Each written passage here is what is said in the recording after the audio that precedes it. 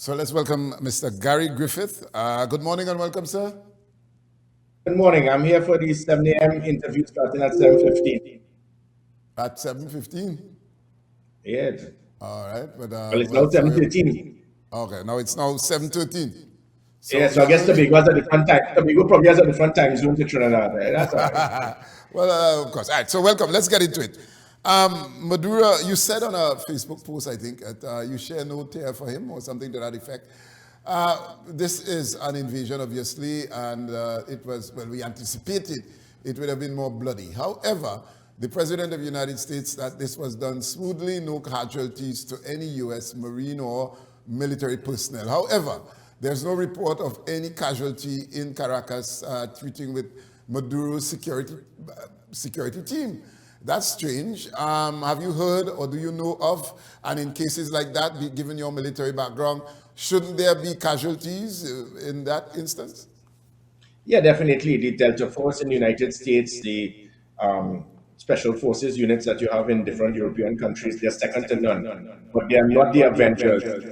They are not those that you can come into a country, infiltrate a country, extract a president, and there are no casualties. The only way that taken place would have been if there was some degree of internal sabotage that would have taken place with Maduro's security details. In local parlance, people stole out. They stole out and they actually allowed that infiltration to have taken place in the dark night and be able to extract him.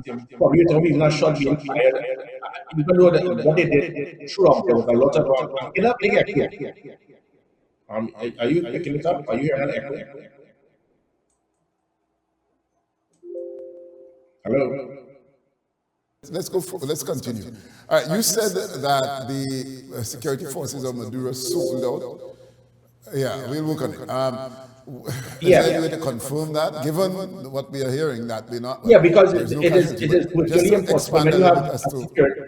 Yeah, if you have a security detail and the security detail is so well orchestrated around the individual, there's absolutely no way that there's not going to be some degree of fire.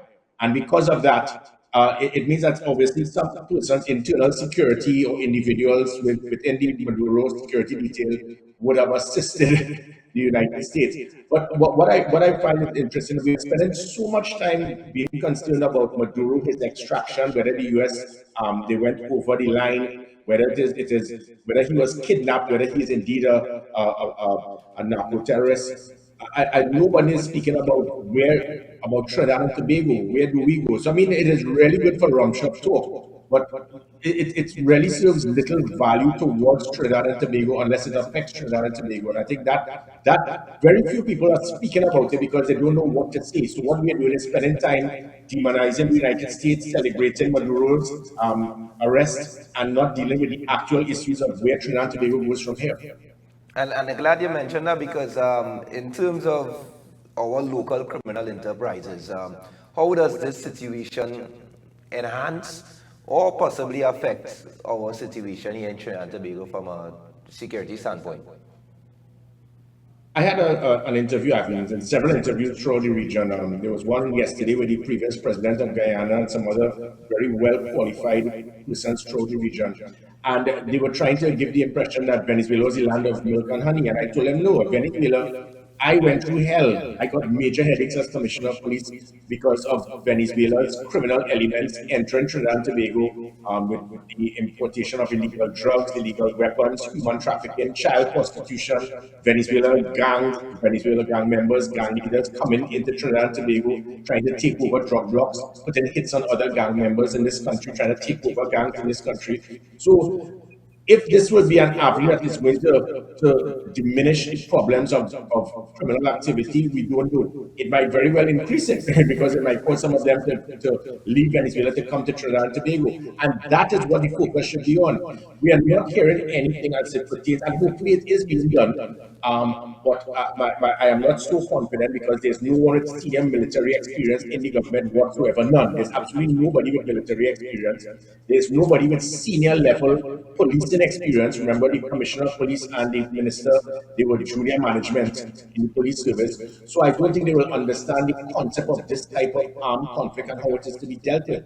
We're supposed to have immediately seen a media release or a statement showing that there's going to be a map or as many Coast Guard vessels as possible will be on the southwestern peninsula to prevent the influx of usually situations like this will be mass migrations, people trying to flee a country because it may be a war zone to get to the closest country. We're supposed to be hearing doubling the police officers in all the southwestern peninsula stations, the army being on the southwestern peninsula coastline, trying to get the assistance from the United States to assist us with acquisition of air support to monitor what's happening. We're not hearing that. All that we do is the commissioner of police decides to secure parliament when parliament is not taking place. Wow. But what should the public reasonably expect following the series of events that would have taken place over the last 36 hours or so? And I mean, even in our context here in Tobago, we heard about the radar, and you responded at one point on a platform saying that the government's approach is a good one, but in terms of disseminating or communicating with the public, holding back and concealing certain information, there was no need for making certain things top secret. How do we, or how should we expect law enforcement to operate going forward following the series of events? Well, again, it goes with communication. I mean, I was a little shocked that the government will have a media conference in a political party building to talk about housing the day after the country next to you has been where government has virtually collapsed. And so they didn't have, the Prime Minister doesn't have to attend as the chair of the National Security Council, but you have the Minister of Homeland Security, the Minister of Defense. They should have been there to explain this is the situation, the country has nothing to fear, because people are fearful, people are concerned that if Venezuela would be next. And those are the comments that somebody needs to see. And the reason why, as again I said, there's nobody with senior military or law enforcement experience to guide the Prime Minister. So it's no fault of the Prime Minister, but she's not being guided, she doesn't have. So what you have is a politician. In a situation like this, you need highly qualified persons. And again, I will give mention of I continue to speak about the need for a war room, a joint chief of staff with previous chiefs of defense staff, such as General John Sandy, Carl Alfonso, and so forth, to guide the Prime Minister through these turbulent times, to be able to explain what needs to be done. If there's not proper communication, it opens the window of opportunity for persons to deliberately pump mischief, false information, and that can cause panic. The role of the government is not just to reduce crime, but to take away the perception and fear. And people are fearful because they don't know what is happening. They don't know if they will be next. So had I been there, or had I been in government, what we would have said and should be seen is that the country has nothing to fear. The main threat we had would have been Maduro. Maduro and his defense minister constantly threatened Trinidad and Tobago on several occasions. And now because he's no longer there, we do not have a threat. And thankfully, because of the decision made by the Prime Minister not to turn her back on the United States, we now have the US support. And it goes right back to this Tobago situation where it is, even the radar has been highly politicized. And now to hear the leader of the PNM in Tobago state that if the PNM wins next week, they are going to remove the radar. Really, brother? You're really you're that strong? So these little things, sometimes politicians need to be educated and be mature rather than just make emotional comments in the hope that you can get votes. The United States have now taken out a president of our country, and you want to be so fast and out of place and say, well, if I take over the THI, I'm going to remove the radar. And then you have another individual on the other side stating that I want control of the radar. When Patrick Manning built that radar for 17 years, no politician had access or went inside to see what the radar was doing. That is for the experts and the techs and the security persons to do, not the politicians. So it seems that even the politicians on both sides of the political fence in Tobago, they're really not aware of the aspect of the radar and how security is supposed to work. Mm-hmm. The Prime Minister or the President of the United States said that they are going to temporarily run Venezuela or take over and run Venezuela. He spoke about the assets that Venezuela has that will be utilized. Obviously, Delcy Rodriguez, Vice President, is resisting that and saying that she's ready and able to run the country. Trump further responded and said, look, if you don't, or if you resist our presence, there is going to be further repercussions. Give us a perspective on that, those two back and forth, from both the Vice President and the President of the USA. That is where it is. There is a need of concern for Trinidad and Tobago, because as I said initially, if Maduro was extracted, and when Donald Trump stated that they are going to run Venezuela, then we could have stated, okay, sigh of relief. And when I say sigh of relief, my concern is for Trinidad and Tobago. Maduro and his defense minister constantly threatened Trinidad and Tobago. The comments that they were making that Trinidad and Tobago was a territory of Venezuela, that if America attacks Venezuela, we will know what will happen to us, things like that. So with all of that happening, when they were removed, it meant that the threat for Trinidad and Tobago was removed. I thought so, especially when Donald Trump stated that they will run Venezuela. So as I said, it may be a selfish agenda, but I look after the welfare of my concern is always Trinidad and Tobago and its citizens first. But now hearing Delcy make these comments, still doubling down now to defend Maduro, it seems that the U.S. does not have full control of Venezuela. So that is where it is.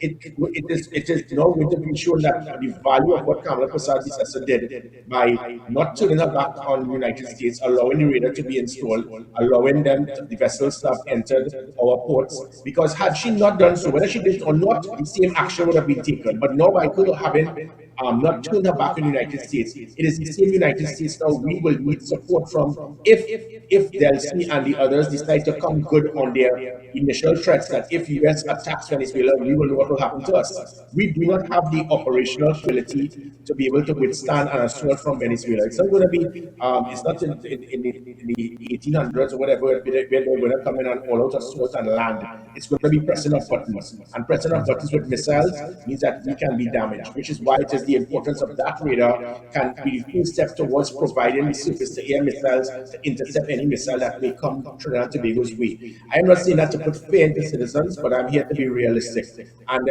again, that's why I stated that it is a very good thing that Kamala Prasad did not turn her back on the United States as many wanted.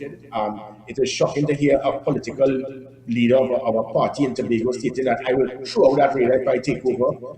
Because if that happens and the United States turns their back on us, we are now defenseless against Venezuela. So sometimes Mr. Morris and others need to think 2 and 3 steps ahead before you make emotional outbursts. So in this situation now, what may very well happen if Donald Trump might take on this, if Donald Trump does not have full control of Venezuela, what he's going to do is turn to phase 2 of the operation, which he mentioned. Phase 2 of the operation is going to be an brutal attack of Venezuela. And because you're not going to bring in 15,000 troops, aircraft carriers, submarines, destroyers and so forth, just a grand charge. It had to happen. I said it for months that Maduro is either going to demit office or he would be forcibly removed, because the United States is not going to grand charge and then leave because they will have looked like fools. So it had to happen.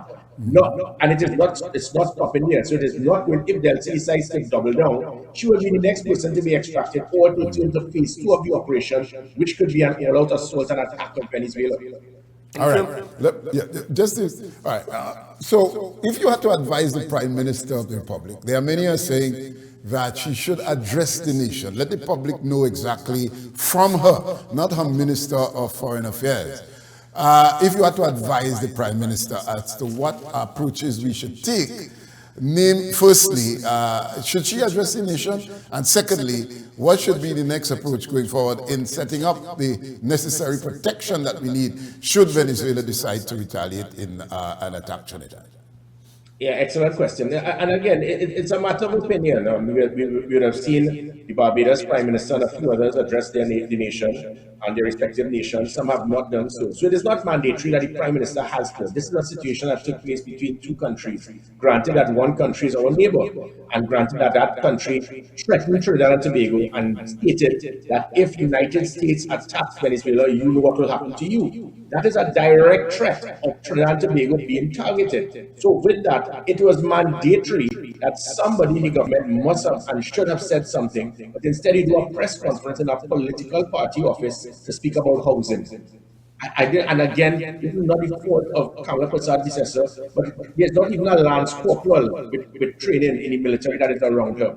There's not anybody who was ever in the police executive that is around her. So she has no one to give her that degree of security advice. So had I been there, or if she was willing to take advice, what is required immediately? I mean, hearing the nonsense that the Minister of Defense and the Minister of Homeland Security, they were busy throughout the day. So you're busy for 24 hours. You didn't have 10 minutes to speak to the country to reduce the fear. But it goes back to Roger Alexander's comment a few months ago when all police officers were called off leave. All soldiers were called into camp. The country was panicking. People stated that Venezuela was going to attack us. False information. And because he was a low-ranking police officer, a very junior rank, he didn't understand the dynamics of these things. So he said, because I knew that there was no concern, if one is so stupid to be scared, I told your business. That is the problem when you have a very junior, unqualified person who is in a position. And the same thing is happening here. In the perception of probably Roger Alexander and others, well, there's nothing to talk about, there's nothing to fear, so I don't have to tell you all anything. That is incorrect. 24 hours are fast going to 48 hours, and you need to at least tell the country it is okay. I mean, thankfully, the Minister of Foreign and CARICOM Affairs said something along that line, but that is not his purview, that's not his call. Somebody from the National Security Council, on behalf of the Prime Minister as the chair, should have stated, as I said, we are monitoring the situation. Thankfully, because the Prime Minister did the right thing by not turning her back on the United States, we now have chips that we can cash that can protect us in case of any eventuality. We are continuing to liaise with the United States. We continue to have good relations with Venezuela. We are not involved in any aspect of what has taken place with the United States and Venezuela. We are not in support or in any way of what has happened. Whilst at the same time, we are aware of the political, economic, and of the repercussions that take place when a country like that, when it happens. You can get tens of thousands of persons trying to flee the country, and because of that, we are putting massive Coast Guard vessels to patrol our southwestern peninsula. We are tripling the police officers in the southwestern peninsula. We are putting army patrols on the coast. We are liaising with the United States to get the use first donations of helicopters, drones, light aircraft, tanks. But the last administration can shut down and refuse to maintain any of those things. So AirGuard has nothing right now. Those are the things that I would be expecting to hear. But you're not hearing anything. And in the absence of communication, as I said, it allows that void of opportunity for mischief makers to say the wrong thing and to put fear into the country. Mr. Griffith, in terms of liaising, so you mentioned the liaising with the United States and utilizing some of the security apparatus and so on. But in terms of liaising with Venezuela, there's a certain level of reluctance. We heard from Minister Sobers on that same United National Congress's platform, a little bit reluctant to say it, or to state who Trinidad and Tobago recognizes in Venezuela. How does communication work in situations like this? Because I understand the liaising and the communication between Trinidad and Tobago and the United States of America, but communication in terms of intelligence sharing, in terms of Coast Guard or coast-to-coast communication with Venezuela, what are we to expect in terms of that line of communication?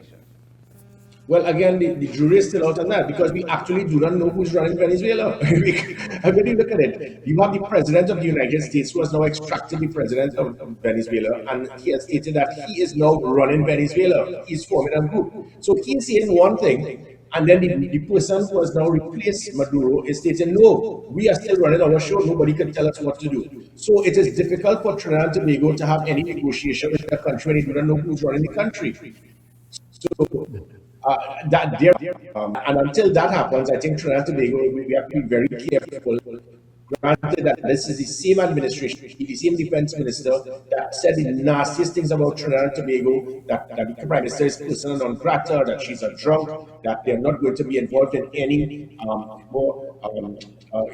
trade or any negotiations with us as it pertains to the energy sector, that we are territory of Venezuela, that we were harboring criminal elements and they will hunt any country and they will go into any country to extract those persons, that what will happen to us if the US. So with all of those things, it is very difficult for Trinidad Tobago to come out there with an olive branch when you don't know who you're giving the olive branch to. So we have to be very careful. You don't want to rush in there to try to get support to Delcy, and next in the United States, they decide to realize, oh, so that's what you're doing. We have to be very careful. So this is not about Trinidad Tobago trying to sell out our principles because we want visas or we don't want tariffs increase. We are speaking about the security of Trinidad and Tobago. The only thing that can protect us from any acts of aggression by Venezuela is the United States. People will say, well, we caused it in the first place by what we said. I am not here to deal with what caused it. I'm not here to deal with what triggered it. What is important is where we are now and where do we go from here. And we have to be very careful and very strategic. So the focus should be on communicating with the United States to have us properly secured. B, carefully monitoring what happens with Venezuela and not to escalate any friction with Venezuela, and definitely C, a proper communication platform to the public to put their mind at ease, whilst at the same time D, making sure that you have operational avenues to prevent any incidents with Venezuela into Trinidad and Tobago. And it is definitely not the police station that we're going to block off Parliament and block off the police admin building. There was never a threat based on intelligence. So that was that knee-jerk approach. That is the typical police thing. Every Ash Wednesday, every public holiday, you're going to put a roadblock in Maracas. So that is not how you deal with a situation like that. Very good. Mr. Griffith, we want to thank you very much for being with us this morning. And, I wish some of what you are saying is being given to the authorities that need to hear the brilliant advice that you have given and will give. So we wish all the best and a peaceful resolution to all of this. Thank you, sir. All the best. Take care.